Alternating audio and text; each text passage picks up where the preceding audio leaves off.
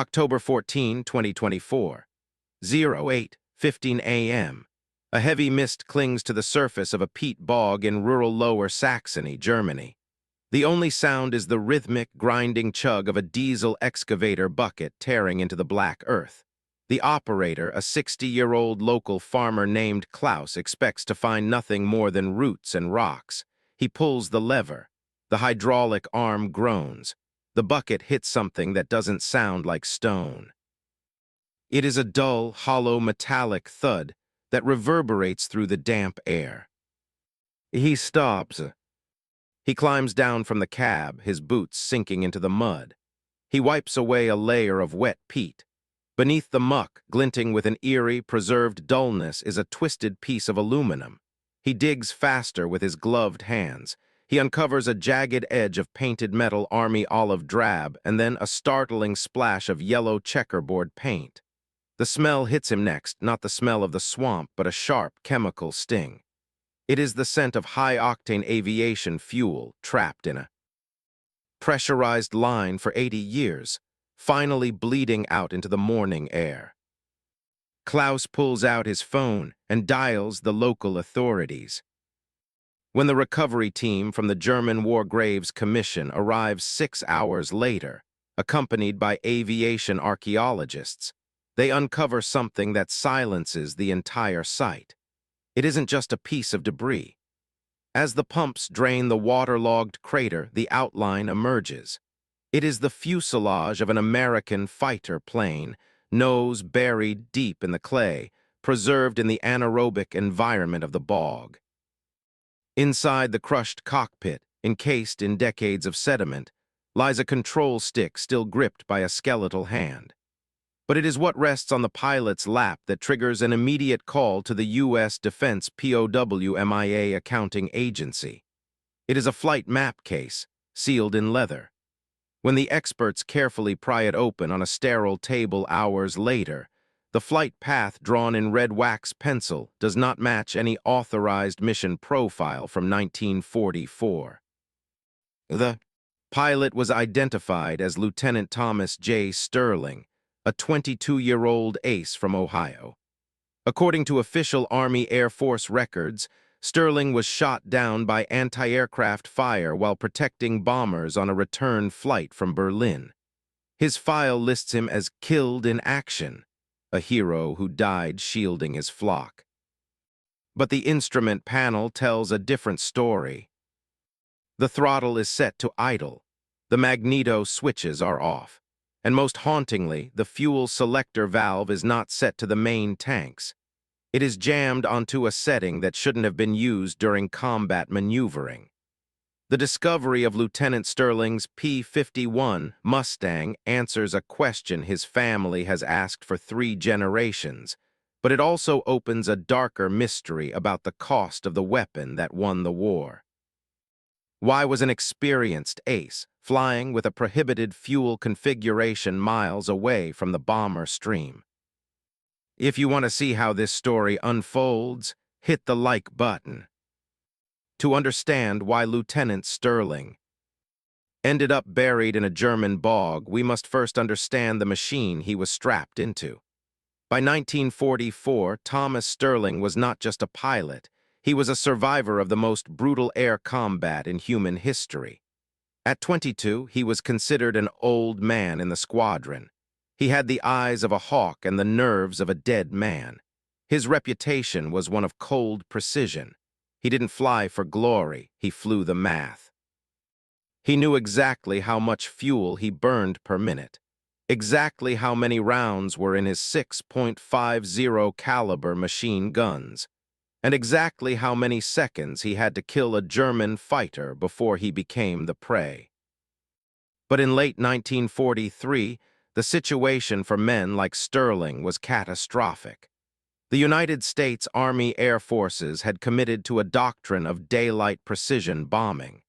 They believed that massive formations of B-17 flying fortresses and B-24 liberators could defend themselves with their overlapping defensive fire. They were wrong. The autumn of 1943 was a slaughterhouse. During the Schweinfurt-Regensburg mission in August, the Americans lost 60 bombers. That meant 600 men killed or captured in a single afternoon. The Luftwaffe was tearing the formations apart. The German fighters would wait until the short-range American escorts, the P-47 Thunderbolts and P-38 Lightnings, had to turn back at the German border due to low fuel. As soon as the escorts dipped their wings and turned for England, the slaughter began. The German pilots called it the happy time. They would line up and pick off the bombers one by one. The morale at the bomber bases in East Anglia was collapsing. Crews were writing their last letters home before every mission. The casualty rate was so high that it was statistically impossible to complete a 25-mission tour of duty. The Allies were losing the air war. They needed a miracle. They needed a fighter plane that could go all the way to Berlin and back, fighting every inch of the way. However, the experts said it was impossible.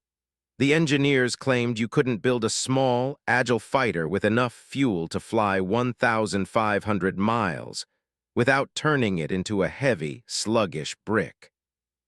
Enter the North American aviation P-51 Mustang. Initially, it was a failure.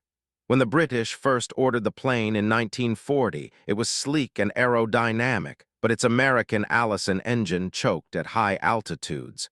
Above 15,000 feet, where the bombers flew, the early Mustang was breathless and weak. The Royal Air Force relegated it to low-level reconnaissance. It seemed destined to be a footnote in aviation history. But then, a British test pilot made a suggestion that sounded ridiculous. Put a Merlin in it. They took the Rolls-Royce Merlin engine, the same heart that powered the Spitfire, and wedged it into the Mustang's airframe. The result was alchemy. The plane suddenly had lungs. It could climb to 40,000 feet. It was faster than anything the Germans had, but speed wasn't enough. It needed range. This is where the story of Lieutenant Sterling begins to darken. To get the range the generals demanded, the engineers had to do something dangerous. They installed an extra 85-gallon fuel tank right behind the pilot's seat. It was a massive tank of volatile aviation gas, sloshing around directly behind the pilot's head. The engineers warned the brass. They said that when this rear tank was full, the center of gravity would shift backward. The plane would become unstable. It would want to flip over. It would be deadly in a dogfight until that fuel was burned off. The pilots were told to fly straight and level for the first 2 hours of the mission until the rear tank was empty. They were given strict orders. Do not engage the enemy with fuel in the fuselage tank. Sterling knew this. Every pilot knew this. It was a calculated risk. You flew a flying bomb for 2 hours, praying you didn't get jumped just so you could make it to Berlin. But as 1944 dawned, strange reports began to filter back to command. Experienced pilots were crashing on takeoff. Others were spinning out of control in clouds and never being seen again. The official inquiry reports were often stamped pilot error. The brass didn't want to hear that their miracle plane had a fatal flaw. They needed the Mustang to save the bomber offensive, and they were willing to pay for it in blood. What they didn't know was that, on the morning of his final flight, Lieutenant Sterling had discovered something about his specific aircraft, a quirk in the fuel system that wasn't in the manual. March 6, 1944.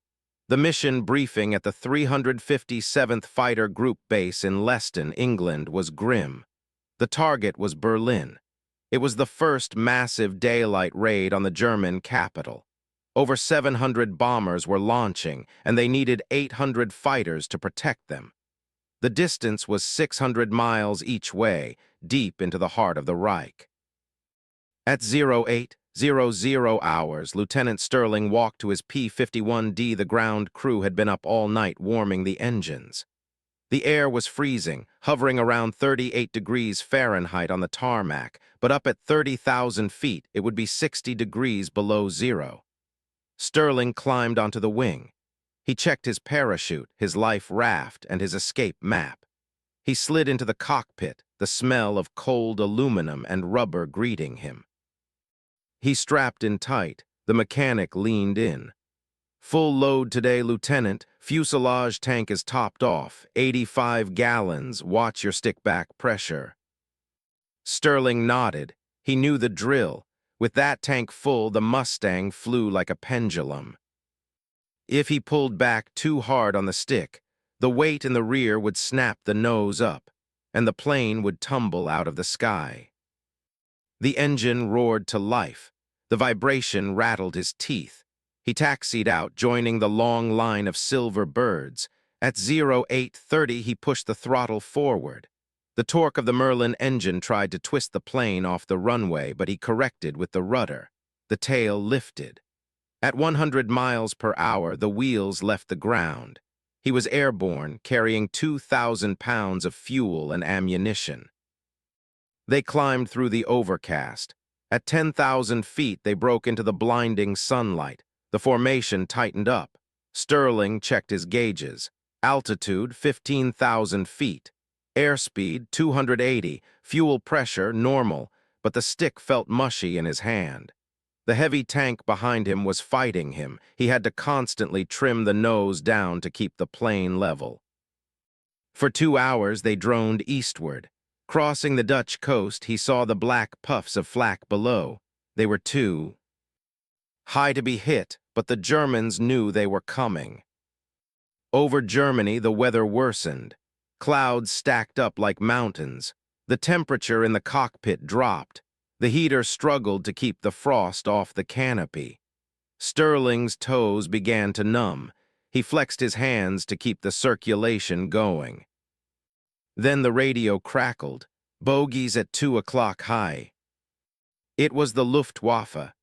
A swarm of Messerschmitt Bf 109s and Focke-Wulf 190s were diving out of the sun, aiming for the bombers. This was the moment of truth. Usually the escorts would have to drop their external fuel tanks and engage. But Sterling was still heavy with internal fuel. He checked his gauge. The fuselage tank was still half full. If he turned hard now, the instability could kill him faster than the Germans. However, the bombers were screaming for help. He saw a B-17 ahead of him take a hit to the wing, fire trailing like a comet. He made a split-second decision. He shoved the throttle to the wall, engaging the war. Emergency power. The engine screamed, the manifold pressure spiking to 67 inches.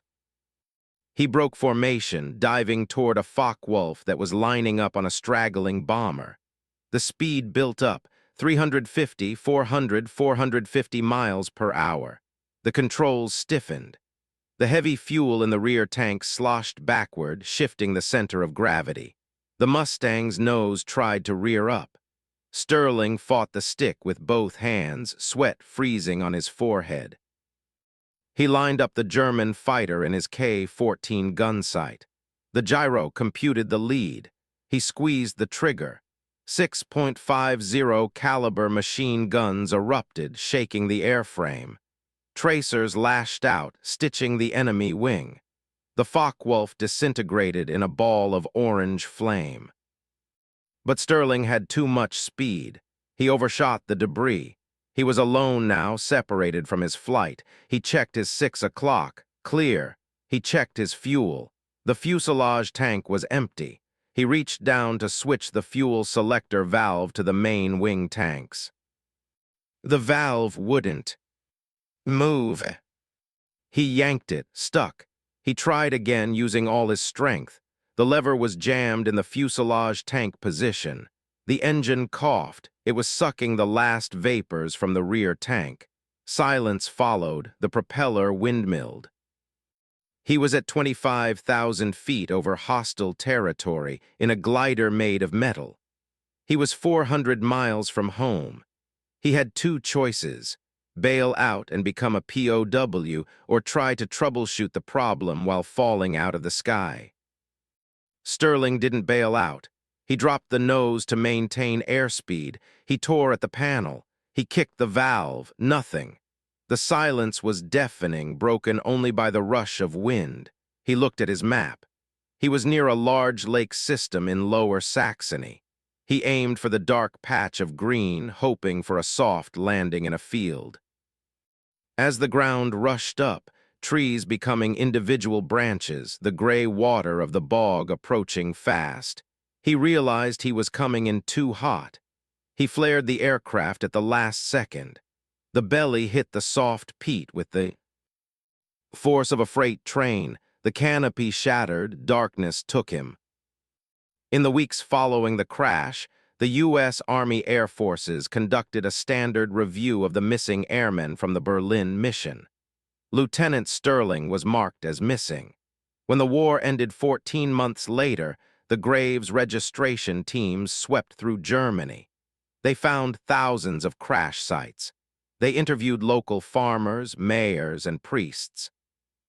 In the village nearest the crash site, an American team arrived in the summer of 1946. They asked if any planes had gone down in the bog. The locals, wary of the occupiers and tired of the endless inquiries, shook their heads. The bog was deep and dangerous. It swallowed everything. If a plane had crashed there, the earth had already eaten it. The team checked their maps, marked the area as searched with negative results, and moved on. Back in the United States, Sterling's file was closed. A letter was sent to his mother in Ohio, stating that her son had died a hero's death in combat. It was a clean, honorable conclusion.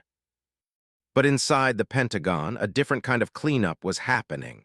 The reports about the P-51's fuel system issues, specifically the jamming of selector valves under high-G loads, were being quietly filed away.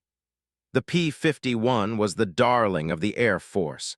It was the plane that broke the Luftwaffe. The generals were building the new independent Air Force, and they needed legends, not mechanical defects. To admit that their best pilots were killed not by enemy fire, but by a faulty $5 valve was politically unacceptable. Reports from 1944 and 1945 show a pattern. Dozens of Mustangs crashed without combat damage. The investigations were often cursory. Loss of control was the standard verdict. The investigators, competent men who knew aircraft, often noted in their private journals that the wreckage patterns suggested fuel starvation or structural failure, but the official forms didn't have boxes for design flaw. As the years turned into decades, the memory of the war solidified into a simple narrative. The Mustang was perfect. The pilots were invincible. The technological glitches were forgotten. Sterling's family moved on. His sister kept his photo on the mantle. His medals were put in a shoebox. The world changed. Jets replaced propellers. The Cold War froze the borders of Europe. The bog in Lower Saxony remained untouched, a silent tomb. However, in the 1990s, a new generation of researchers began digging into the archives. These weren't military men. They were hobbyists, historians, and aviation geeks. They started cross-referencing German flak reports with American loss records. They found discrepancies. One researcher, a retired engineer named Hans, noticed that on March 6, 1944, there were no German anti-aircraft claims in the sector where Sterling was last seen. There were no German fighter claims either. Sterling had simply vanished in a safe sector. Hans spent 10 years petitioning government for satellite scans of the area. He was ignored. The trail was cold. The records were lost in a fire in the 1970s. The eyewitnesses were dead. The secret died with him, or so they thought. Back in the present day, the excavation team at the bog is working with surgical precision. They have built a cofferdam around the crash site to hold back the water. The mud is pumped out, revealing the tangled aluminum skeleton of the P-51. The lead archaeologist, Dr. Weber, descends into the pit. He is looking for the data plate to confirm the serial number. He finds it on the instrument panel. It matches. This is Sterling's plane. But as they dissect the wreckage layer by layer, the story gets complicated. The first reveal: they lift the Packard Merlin V1657 engine out of the mud. It is a heavy, corroded block of steel. The propeller blades are bent backward in a way that suggests they were not under power at the moment of impact. If the engine had been roaring, the blades would be shattered and twisted like corkscrews. Instead, they are bent like spoons. This confirms the engine was dead when he hit. Sterling glided in. The second reveal: the team examines the wings. The .50 caliber gun bays are opened. The ammunition belts are intact but partially depleted.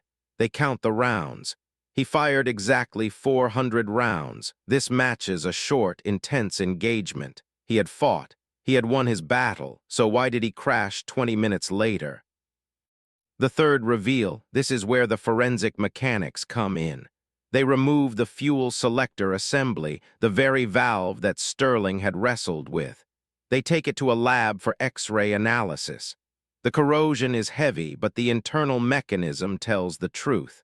The valve is physically deformed. The brass pin that locks the selector in place is sheared off. The analysis shows that the valve didn't just jam, it broke internally. When Sterling tried to switch from the fuselage tank to the wing tanks, the mechanism failed. He had 150 gallons of fuel in his wings, enough to fly to England and back again, but he couldn't access a drop of it. He was sitting on a flying gas station, but his engine starved to death. The final reveal: but container number 4, a small, rusted metal box found under the pilot's seat, held something that changed everything. It was the pilot's personal maintenance log. Unlike the official aircraft forms, many pilots kept their own notes. The conservators freeze-dried the paper to separate the pages. The writing was faint, graphite on pulp.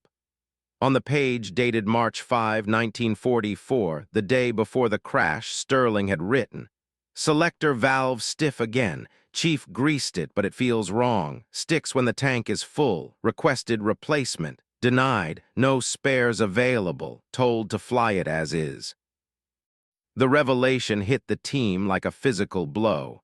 This wasn't just a mechanical failure. It was a systemic failure. The supply lines were stretched so thin during the push for Berlin that mechanics were forced to send planes up with known issues. The miracle of the Mustang was held together by duct tape and prayers. Sterling hadn't made a mistake. He had been sent up in a plane that his superiors knew was compromised because the mission priority outweighed the risk to the pilot. The discovery of Lieutenant Sterling's logbook reshapes our understanding of the air war in 1944. It highlights the brutal calculus of attrition. The narrative we are taught in school is one of technological superiority, that the P-51 was a silver bullet that effortlessly swept the Luftwaffe from the skies. The truth, as revealed by the wreckage in the bog, is far grittier. The P-51 was a hastily adapted machine, pushed to its absolute limits. The integration of the Merlin engine and the addition of the fuselage tank were engineering marvels, but they were also desperate improvisations. The internal fuel tank, the very thing that allowed them to reach Berlin, was a death trap for hundreds of pilots. It made the plane unstable and the plumbing complex. This discovery vindicates the investigators who, for decades, claimed that non-combat losses in the 8th Air Force were underreported. It explains the statistical anomaly of why so many aces, men with superior skills, died in unknown circumstances on return flights. They weren't getting careless. Their machines were failing them under the stress of extreme duration missions. Sterling's crash connects to a wider network of similar cases. Since the discovery in the bog, 3 other P-51 wrecks in Europe have been re-examined. 2 of them show similar damage to the fuel selector systems. We now know that in the spring of 1944, a bad batch of selector valves was shipped to England. It is likely that this manufacturing defect killed more American pilots in that specific month than the German flak batteries did. This doesn't diminish the heroism of the pilots, it amplifies it. They weren't just fighting the Germans, they were fighting their own. Aircraft wrestling with unstable flight characteristics and failing components, mile after freezing mile, knowing that if a single valve stuck, they were dead. They climbed into those cockpits anyway. Among the artifacts recovered from the cockpit, one item brought the excavation team to tears. Tucked behind the radio stack, preserved in the airtight environment of the crash, was a small silver locket. Inside was a picture of a young woman standing by a fence, smiling, the wind in her hair. On the back of the photo, scrawled in ink, was Sarah 1943. The research team tracked down Sterling's family. His parents had passed away long ago, never knowing the truth. But his niece, a woman named Linda, now 75, was still alive. She traveled to Germany for the memorial service. When the team handed her the locket, her hands trembled. "That was my mother," she whispered. "She was his fiancée. She never married anyone else. She waited for him for 10 years. The German town that had once been the enemy territory held a funeral for Lieutenant Sterling. The mayor spoke, and the American flag was folded. He was no longer a statistic or a missing file. He was Thomas. He was a man who loved a woman named Sarah, who liked jazz music, and who flew a broken plane into the heart of darkness because his country asked him to. He was finally going home. Sometimes the earth gives back what we have forgotten. In the end, the P-51 Mustang did change the war forever. It broke the back of the Luftwaffe and paved the way for D-Day. But history teaches us that every technological leap is paid for in human currency. The Mustang was a weapon of liberation, but for men like Sterling, it was also a cage. As the sun sets over the peat bog in Lower Saxony, the mist returns, reclaiming the empty crater. The silence is heavy again, but it is no longer the silence of a secret. It is the silence of peace. The Berlin Express has made its final stop. The story of the P-51 is not just about horsepower and gun sights. It is about the courage to trust a machine that might kill you, to save a world that is counting on you. Comment which mystery we should investigate next.